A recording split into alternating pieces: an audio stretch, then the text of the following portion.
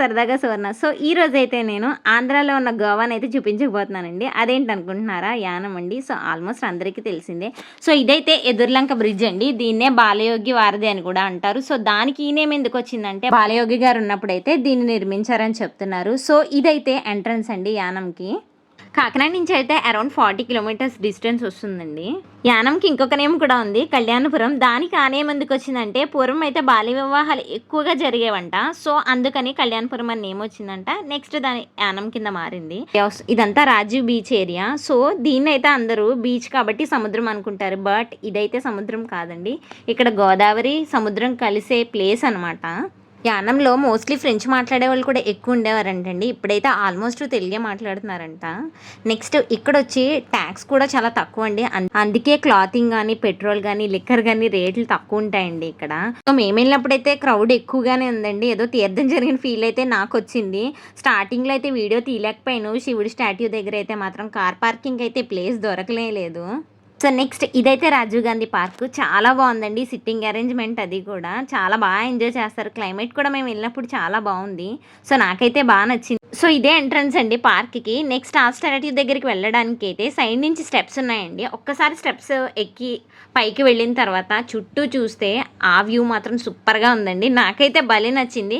చాలా ఫొటోస్ అయితే దిగాను. మోస్ట్లీ పిల్లలందరూ పైకి వెళ్ళడానికి ఇంట్రెస్ట్ చూపిస్తున్నారు. లాంగ్ నుంచి చూడడానికి చిన్నగా అనిపించిన చాలా పెద్ద స్టాట్యూ అండి. దగ్గరగా చూస్తే మాత్రం చాలా పెద్దగానే అనిపించింది నాకైతే మాత్రం. వ్యూ అయితే చూపిస్తాను, భలే ఉంది చూడండి. నేను వీడియో తీశాను.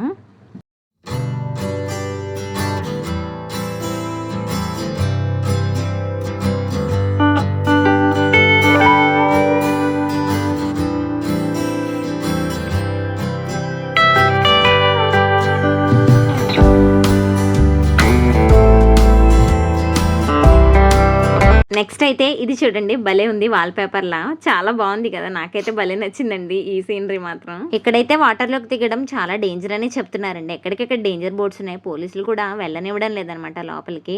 ఇక్కడ పర్సనల్ బోట్స్ కూడా చాలానే ఉన్నాయండి ఫిషింగ్కి వెళ్ళేవి. ఇంట్రెస్ట్ ఉన్న వాళ్ళు అయితే బోట్ రైడింగ్కి వెళ్ళే ఆప్షన్ కూడా ఉందండి అక్కడ. ఆ ఫెసిలిటీ కూడా బాగానే ఉంది అక్కడ. సో నాకైతే భయం వేసింది అది చూడగానే. ఎంత ఫాస్ట్గా వస్తుందో చూడండి బోట్ అయితే మాత్రం. నెక్స్ట్ అయితే ఇక్కడ పోతులూరి వీరబ్రహ్మం గారి స్టాట్యూ అయితే ఉందండి. చూడగానే నమస్కరించాలనిపించింది నాకైతే మాత్రం. ఇక్కడైతే మాత్రం లగ్జరీ రూమ్ ఫెసిలిటీస్ చాలా అవైలబుల్గానే ఉన్నాయండి కావాలి అంటే మాత్రం. ఇదైతే one of the biggest statue అంటండి భరతమాతది. అయితే భలే ఉందండి, చాలా పెద్దగా ఉంది. ఇదైతే రిలయన్స్ వాళ్ళు కట్టించారంట ఈ స్టాట్యూని. సో నెక్స్ట్ వచ్చి ఇది బిగ్గెస్ట్ స్టాట్యూ అండి జీసస్ది. చాలా హైట్లో ఉంది. పైకి వెళ్ళే ఆప్షన్ కూడా ఉందండి. సైడ్ నుంచి అయితే స్టెప్స్ ఉన్నాయి. ఈ కేవ్ అయితే చాలా ఓల్డ్ అనుకుంటా. భలే ఉందండి స్టోన్ అంతా మాత్రం. పైకి వెళ్తే మాత్రం వ్యూ పాయింట్ చాలా బాగుంటుందంట. బట్ నేనైతే మాత్రం వెళ్ళలేదండి, కాళ్ళు లాగేసాయి అప్పటికే నాకు.